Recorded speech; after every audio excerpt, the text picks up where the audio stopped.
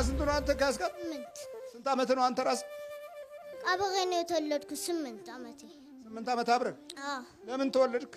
ደስ አለች። ታምራለች። እንዴት ታምራለች? ገና ትንሽ ሆና ምኗን ነው የሚያምረው?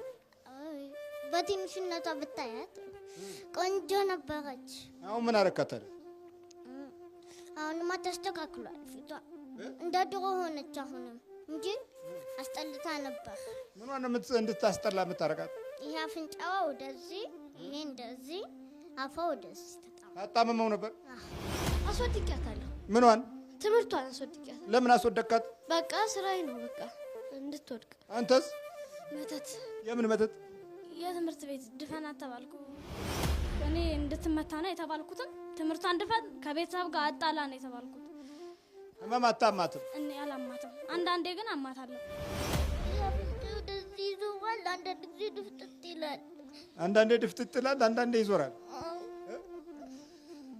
ተመልከቱ በዚህ ዘመኗ